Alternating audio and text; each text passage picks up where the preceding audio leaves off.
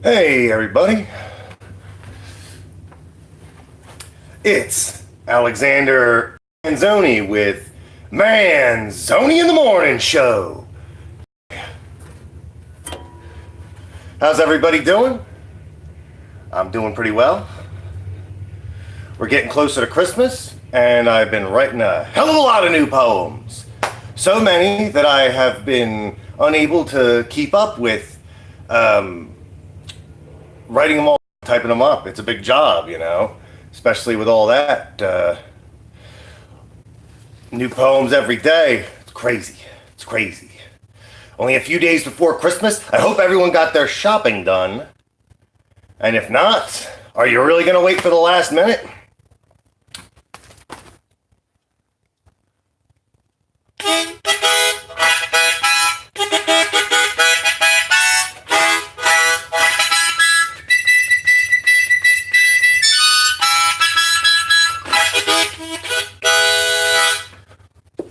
Here's a new poem.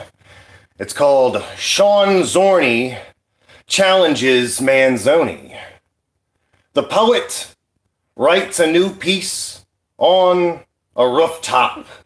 A playful piece about an author thrown into a wood chipper. And his fans play Scrabble with all the words that came out. Not a situation that will ever be likely. Nightly come the terrors that manifest into your worst fears. This poet enjoys a morning beer while I have my coffee. He's an imaginary man standing across from me, and he's telling me all the things I should say. Is it inspiration, or is it a hallucination? Either way, I must refill my meds. The poet, Zhorny, stands over me, yelling about local rumors. I will not be pulled into your personal disputes. Give me something real that I can use. Sean hurls his half-full ale over the edge. It crashes upon the street below. Thanks a lot, Sean, I say. What other fucked up shit will you do today? Sean took this as a challenge. I will write you under the table, he says. The first one to 1,000 pages wins. Quantity over quality, I reply. We'll be up to our shins in literal excrement. So you wish to quit before the challenge has begun? Manzoni, you are no fun. In the light of the morning sun, we did write like nothing had ever before been written. The right words, they glisten with promise, even if they cause you to miss a really good rhyme. It would be a crime to overlook. Your unpublished books are a joke, said Zhorny. Little more than smoke and mirrors. He shows me what he has so far. A 10-page poem about a talking car. Who do you think you are? I ask and cough. Knight Rider, David Hasselhoff.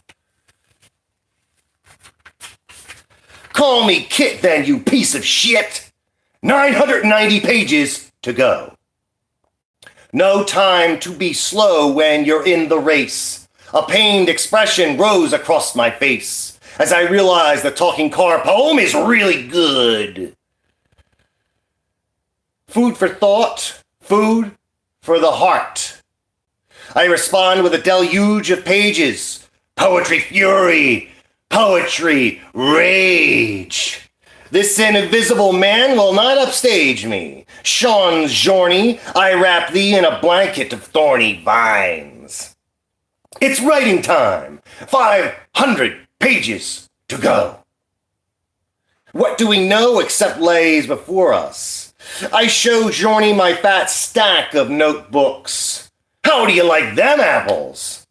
Shut up, you fucking asshole. Behold the scope of my works. So much of it seems forced, I reply. You're in denial of everything, including yourself. What's that smell?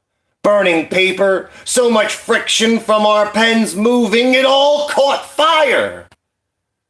Run and grab the fire extinguisher, I yell, though Zhorny still continued writing confidently through the developing blaze. We are two crazed poets, battling it out. A shout comes from the floor beneath. My neighbors are not at all at peace. Someone flips the fire bell and everyone, except us two, hurriedly exits the building. Am I ready and willing to die to deny Sean Zhorny his win? The answer is no, except Zhorny is now blocking the only door. 100 pages to go, said he. I fall to my knees and ask, please move. So, you're ready to admit that you lose. No use now. I leap onto the shingle roof, poems trailing behind me. You can have your win, Sean Zhorny. As for me, I need to live. You can have your impudent crown. It means little when the house is burning down. Sean tried to reach for my ankle to hold me in the flames still, but he was far from fast enough. I fell to the earth as the structure collapsed. Was I fast enough to dodge the avalanche of wooden beams and everything else in between? When the dust settles, I rise and scream in triumph. I lived to write another day. There is movement in the ashes. It seems that Sean Zhorny has risen again. Thank you very much. That's part of a series of poems I've been doing about doppelgangers or like mirror images, battling myself because being bipolar, it's a day-to-day battle against two sides. You got the mania, you got the depression, and they're battling it out all the fucking time. So it manifests as the doppelganger, or in this poem, it was Sean Zhorny. An evil man, if there ever was one.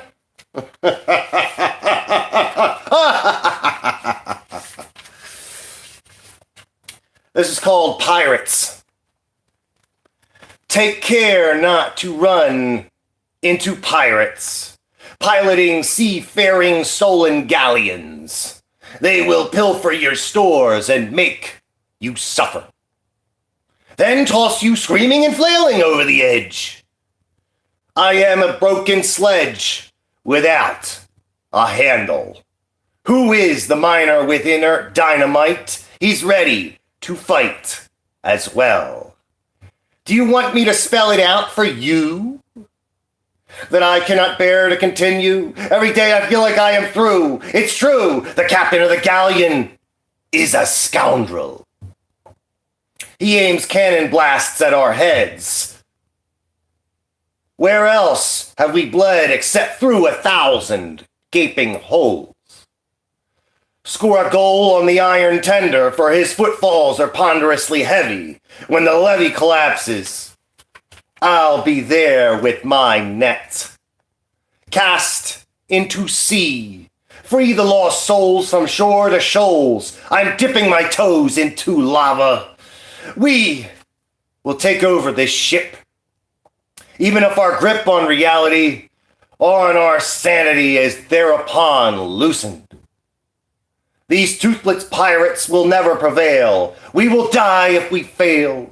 I climb over the port side onto the deck and find myself staring down the barrel of a flintlock pistol. You only have one shot, so you had better make it count. I dive on my knees and steal it from him. I fire it into his abominable skin. Time to pay for all of your sins. A new age of peace and enlightenment begins. Very nice. Gotta watch out for them pirates. Now for another new poem. This is called Don't Forget You Left a $2 Bill Inside of That Copy of Bayou Billy.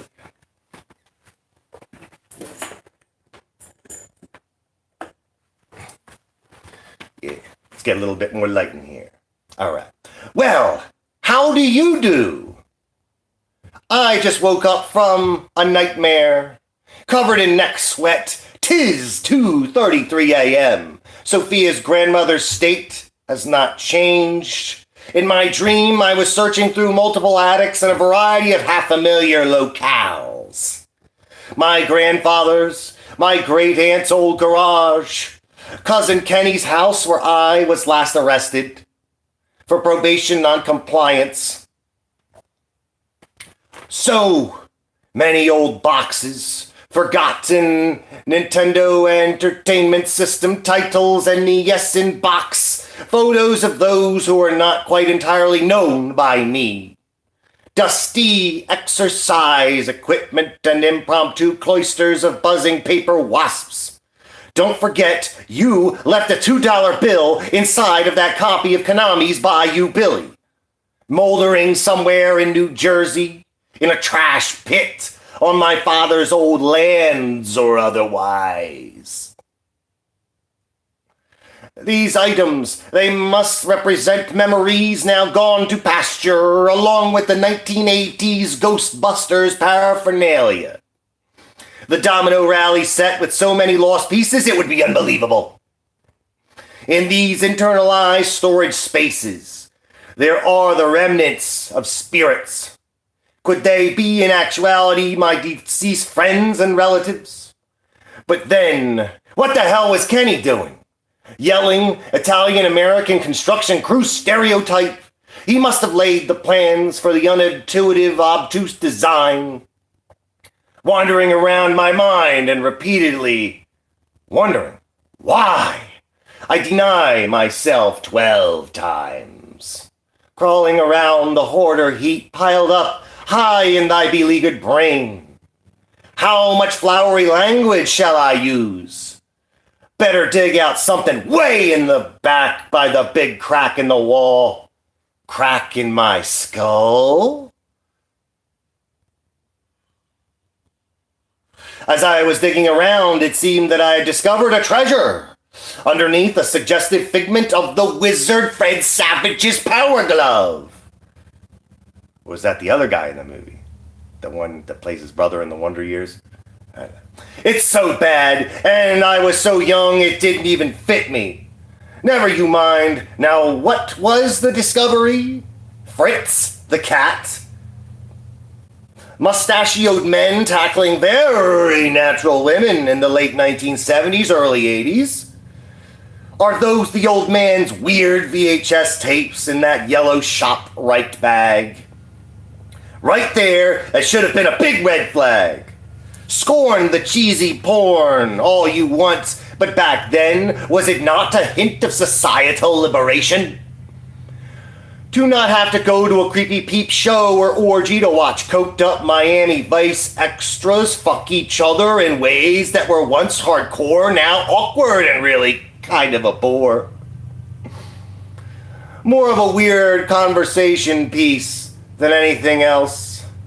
Why couldn't Pee Wee Paul Rubens keep his dick in his pants? That's why you don't jack it in public. But what do I know? I am simply a poet, modern American prophet. Sorry, I thought it was a treasure, and it would be to a pubescent me. Here be the secrets my parents refused to tell me. I had to discover much of it by myself. How would I categorize these dusty shelves of memories and other things? Alphabetize the contents of dreams. Therein I find the NES games, and inside Bayou Billy, there was no $2 bill to be found. A misremembrance? What was the chance of that? Better luck finding the skeleton of a cat. Amongst all this crap, don't forget when Great Aunt Angie's house burned down in 2003, we never found the body of Goku, the kitty. Every once in a while, life finds it prudent to violently strip what I love free. And once that has happened, that's it. There's no going back, only moving forward towards something essentially unknown. All I know is what I have been shown. Maybe someday luck will strike my soul to reach my eventual goals. And then, only then will I be able to locate and retrieve that lost fucking $2 bill. Bayou Billy can remain in the garbage where a cartridge like that so belongs. That's a true story about my dream. And that copy of Bayou Billy, I did put $2 in there. It may be in there. It may not be. Either way, it made for a nice poem.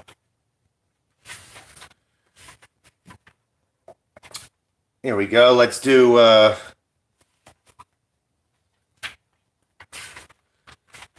Sentinelese versus Missionary, 11/24/18.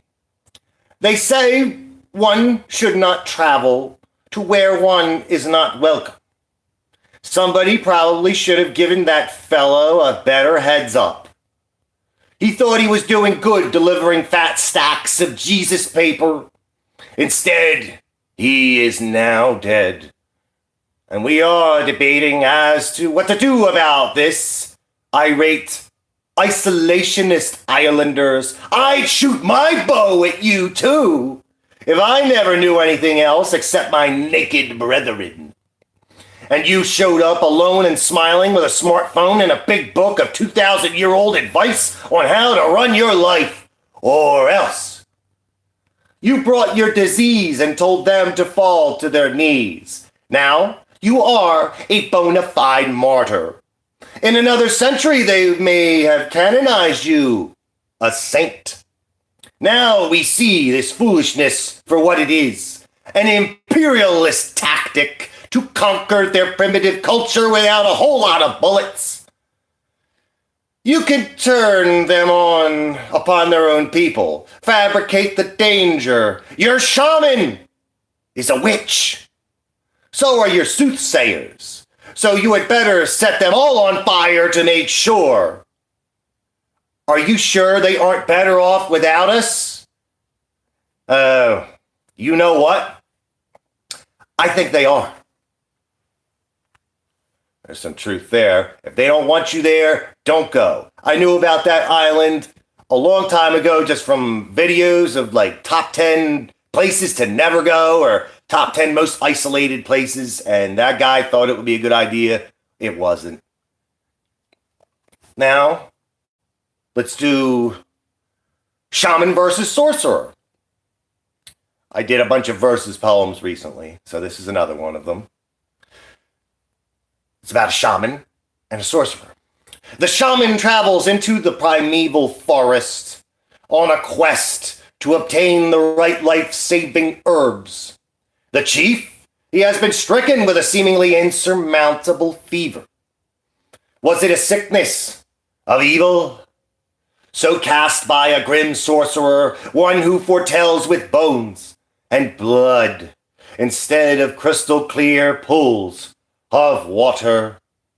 He wears a bull mandrill skull and frenetically dances around a sacrificial bonfire. His dark god, Cruciate, is a liar. Paths cross in the forest. A monstrous leopard with squares instead of spots watches languorously from the swaying tree tops. The shaman offers the sorcerer a taut leather bag of semi-precious stones, amethyst and opals, to which the sorcerer simply took the bag and wolfed them down like so many chewy Skittles. He spat the remnants at the shaman's feet and thereupon kicked him in the chest. "Where are the rest of your people?" asked the sorcerer through jagged, broken teeth. "I could very well use a feast." The shaman stumbled backward and over a toppled tree stump. A coiled python rears and hisses, telling him not to draw closer. Underneath the stump were gold-capped mushrooms, one of the ingredients for the alchemical elixir of faith. The shaman grabbed them and tossed them into his shoulder sack before the sorcerer came running, screaming unintelligibly, shaking a mummified crocodile foot over his head. He was howling in a maddening spectacle. And all of the dark creatures emerged to bear witness to this. From fish to fowl to feline to ursine to insects, the shaman soon found himself outnumbered. So the ancestor spirits must be summoned by a vigorous blast of air through a blessed conch shell.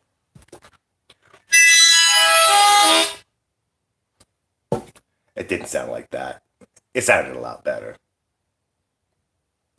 So did come all the good and colorful animals. The beasts shuffled their positions so that their numbers would not mix, picking sides for the big game. Who will thereafter dominate this forest? Only time will tell whose death knell will resound across the Forbidden Valley. The leopard leaps down to mediate the exchange. It takes the shape of a neutral man. Though it was a neutral god of nature, athletic in stature. I have only come to find what I need to save the chief, spoke the shaman, for he is at death's door. Well, said the sorcerer, why don't you let him have him one step further, and I will soon be wearing a cloak of your skin. Shall we begin then, said the leopard god. Prepare your weapons. The shaman brought forth a jade axe carved into the head of a boar. The sorcerer withdrew an obsidian knife dangling with enchanted shrunken heads.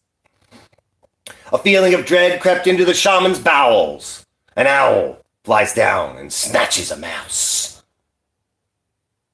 Your house will fold and crumble, said the sorcerer. Make no move until I say so. Go, said the leopard god. He dropped his fist, so did the magician's clash.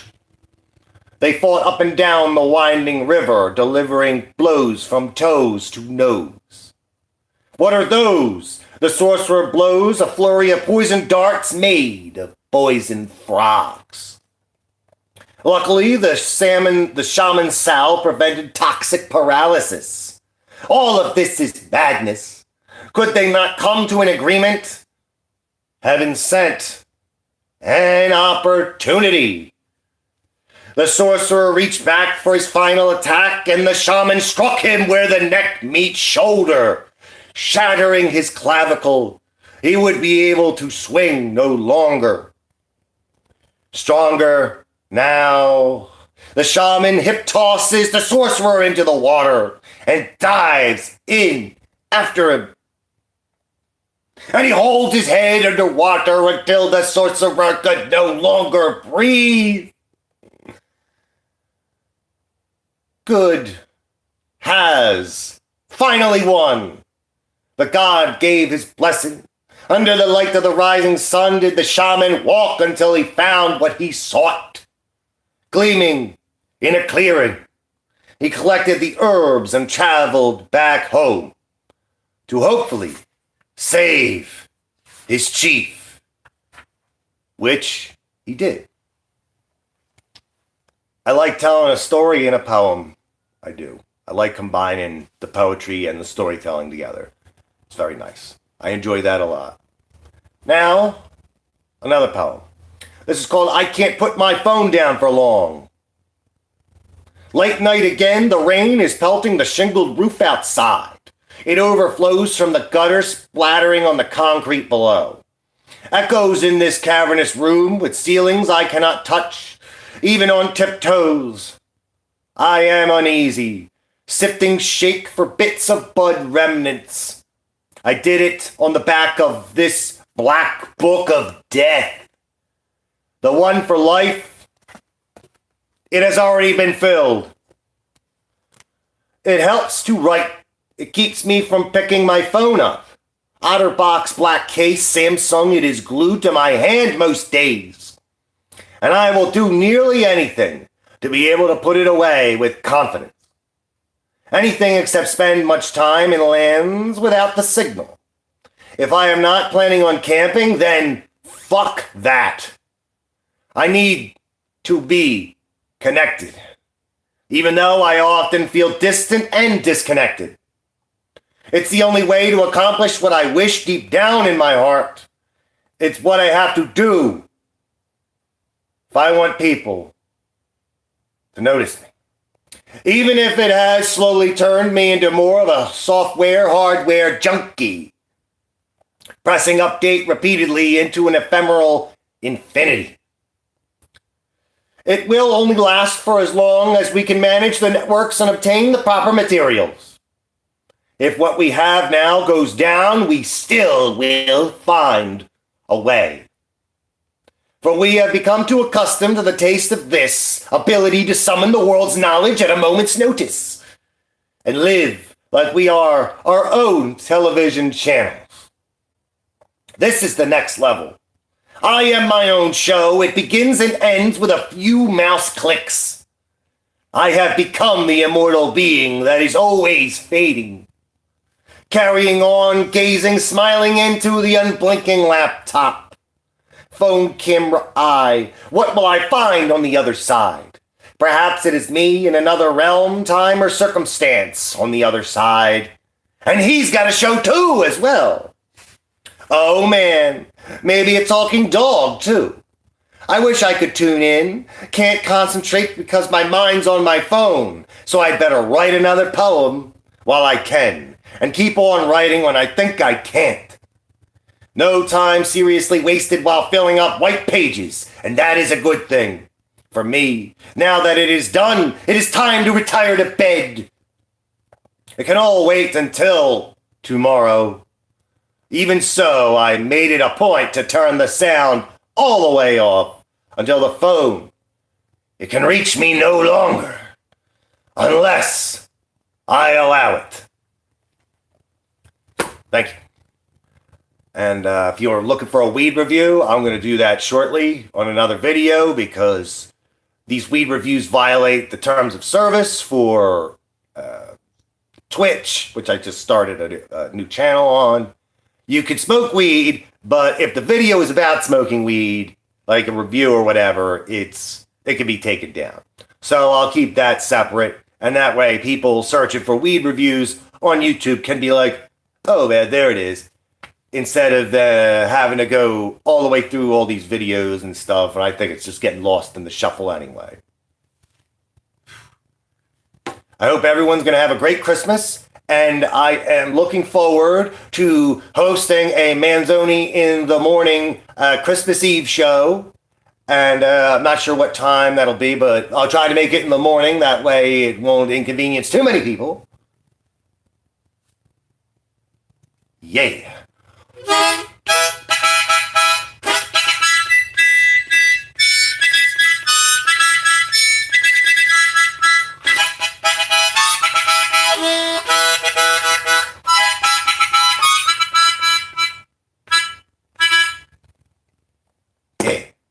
Manzoni in the morning. Visit www.thespokanestory.com for updates and everything else. I got a channel on YouTube. We're on Instagram. I'm on Twitter. I'm on Facebook. I'm on Twitch. I'm on the World Wide Web. If you're looking for me, you'll find me somewhere. Thank you very much. And I hope to see everyone soon. Happy holidays. Merry Christmas. Boom, boom, ba-da-da-da, boom.